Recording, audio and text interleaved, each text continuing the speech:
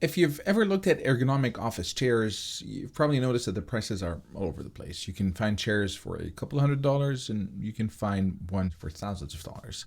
So when Welax reached out asking if I'd be interested in taking a look at their S9 Pro, I was curious because on paper, the S9 Pro looks like it's trying to punch above its weight. You've got dynamic lumbar support, a footrest, what they're calling a 3D headrest, and 6D armrests. You have seat depth adjustment, you have an aluminum alloy base, and a surprisingly long list of ergonomic adjustments. And all that, and the S9 Pro is currently selling at $400 US. So I was actually very curious to see how well made is that chair, offering all those features at that price point, but more importantly, how comfortable is it? So out of curiosity then, I accepted their proposal, and yes, this video is sponsored by Welax. However, it remains a sponsored review. So it's not a sponsored showcase in the sense that I will remain critical. I will share my objective thoughts and opinions on this chair, and Welax did not see the script prior to publishing. And for me to have a better informed opinion rather than sitting in the chair for an afternoon and calling it a review,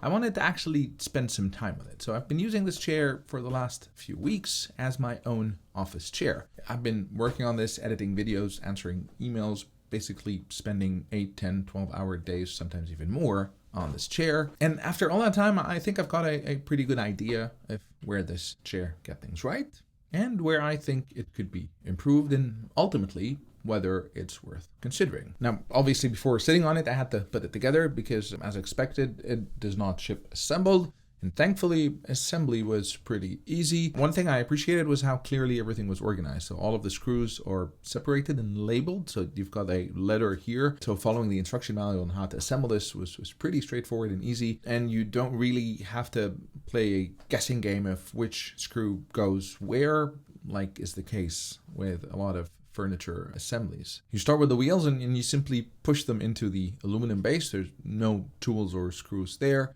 Followed by the gas lift cylinder. You just drop it in place. After that, it's time to install the footrest, which only requires a single screw, and then you can push it in and fold it out of the way. Next comes attaching the armrests to the seat assembly, and here just make sure you pay attention to the left and right markings since they're not interchangeable. Once that is done, attach the backrest to the seat assembly, again using the labeled screws.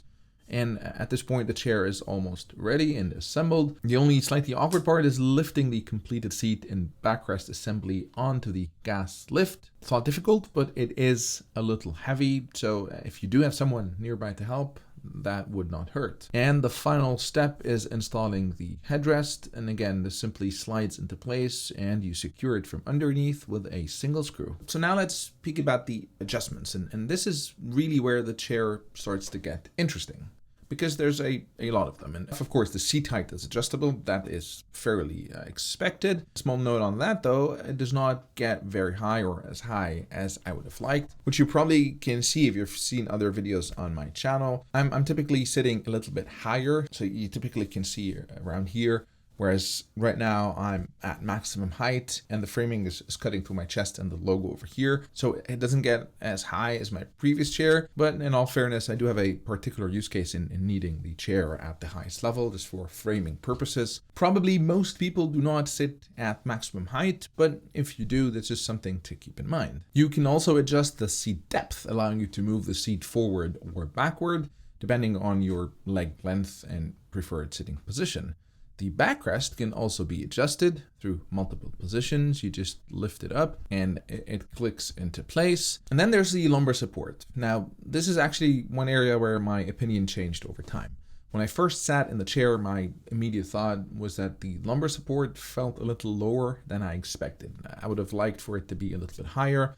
And unfortunately, and this is one of the limitations here, there's no way to do any vertical adjustment of the lumbar support, so you cannot push it higher or lower. You can push it forward or backward and lock it into position, but unfortunately not higher or lower. But then after spending a few weeks using the chair, my opinion kind of changed because it was not uncomfortable. Matter of fact, it was quite comfortable during long working sessions. And the nice thing and what I like about the lumbar support here is that it is dynamic, meaning it adapts as you move rather than remains completely fixed. And as I said, you can adjust how far it protrudes and lock that position in place, but the support itself continues to move with you throughout the day. I would still love to see that manual height adjustment. I think it would make it easier for more people to fine-tune the fit. And on that note, doing a little bit of research on the topic because I was a little bit intrigued, expecting it to be higher. So I wanted to look into the physics of where the lumbar support should actually be. And apparently it's very common for us to overestimate where the lumbar support should be. And we typically have it higher than it should medically be. So apparently the lumbar support should be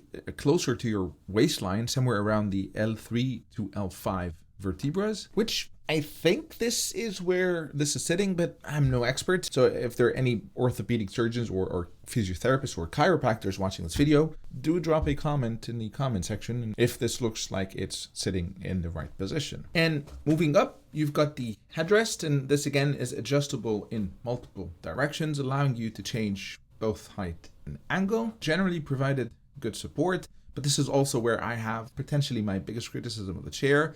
Not because of the headrest adjustments or because it lacks adjustments, but actually quite the opposite. It adjusts a lot. The issue is that once I found a position I liked, I couldn't really lock it in there. So just to give you an idea of the adjustments that you can do with the headrest, you can move it up and down. And to do that, you need to press these two buttons over here.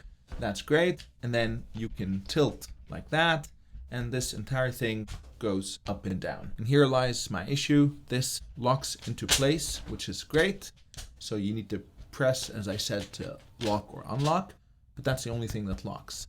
This thing does not lock, and more importantly, the height adjustment does not lock, which means sometimes when I find the right position and I have it in place and then I just recline, sometimes it just drops down because I cannot lock it. And does not always happen, but I did find myself having to readjust this sometimes or every now and then. The second observation that I had was that I wish this could push a little bit forward. The reason being, when I am sitting upright and have the back locked so I cannot recline, in my natural sitting position, this doesn't really fully support my head, as you can see.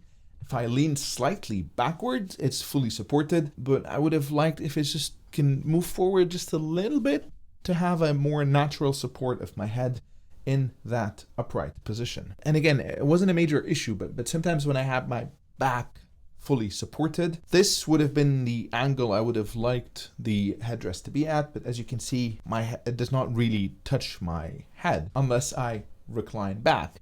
Now to solve that, I had to drop this down at an angle so it now touches my head, but this wouldn't have been the position I would have ideally had it at. I would have it slightly higher but then slightly pushed forward. So maybe just food for thought for Welax for their next generation or iteration of this chair. If they can make the adjustments actually lock into position, that would be great.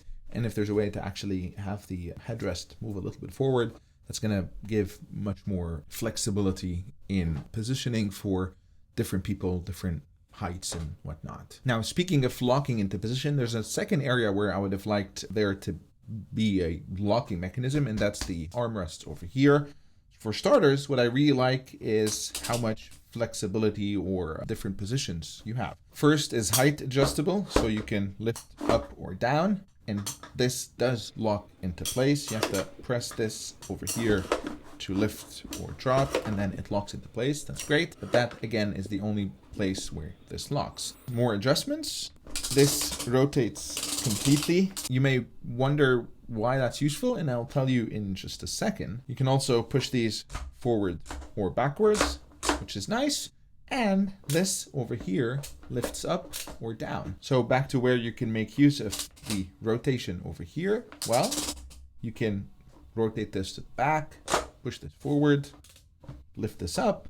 And then when you're reclining, this is where you can rest your elbows over here which is pretty comfortable. To be honest, that was surprisingly comfortable. Again, where I would have liked some locking mechanism, this over here, as it currently stands, it does not lock. So if you have it pushed forward all the way, you put your elbows, sometimes it's just gonna move out of place. So I would have liked if this also could lock into place. And again, I'm being a little bit picky over here. It doesn't happen often, but as you can see, sometimes if you just apply some weight or pressure on this, it's just gonna move out of place. So some locking here as well would have been nice. But all in all, I really like the armrests. I like the flexibility that they have. The material over here is a little bit harder than I would have liked. I would have liked if this was a little bit softer, but not at all a deal breaker, and overall really nice. And where this then comes in handy reclining is the footrest. So if you recline all the way and pull the footrest forward, this is one of the most comfortable breaks that I could take between working sessions. And I just pop this up as I showed you, and that's quite the relaxing break. So I absolutely love the footrest. It does feel a little less substantial than the rest of the chair. It does wobble a bit. It does support up to 20 kilograms, so it's something to be careful with, not to support the full weight of your body on the footrest. Well, unless you weigh 20 kilograms, that's about 45 pounds.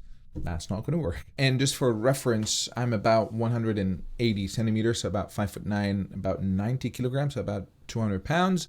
And throughout my testing, as I said, the chair felt stable. There was no squeaks or creaks, no strange noises. And because the chair uses a breathable mesh design, I never felt overly warm, even during long work days. Which brings me to probably the most important question. Is it actually comfortable? And honestly, it is, yes. It's not perfect, but at that price point, it's unfair to expect it to be. Granted, if this was priced 2-3 times more, I'd probably have a different opinion of it. But considering the value for money, how much the chair is selling for today, and all the features you get, the comfort you get, all the different adjustments, and I think it's a great option, and you get a lot of value for money. Let's face it, the chair is not trying to be the best ergonomic chair money can buy. It's trying to bring as many premium ergonomic features as possible into a much more affordable price point. And in my opinion, it does succeed in doing that. That's it for me. I'll put links in the description to the product page of this chair. These may be affiliate links. So if you do decide to purchase the Welax S9 Pro, I would appreciate if you would go through these links. I may earn a small commission at absolutely no extra cost to you, but this will greatly help support the channel. As always, if you liked the video, please hit the like button and consider subscribing to my channel, as this encourages me to continue producing content. Until next time, cheers.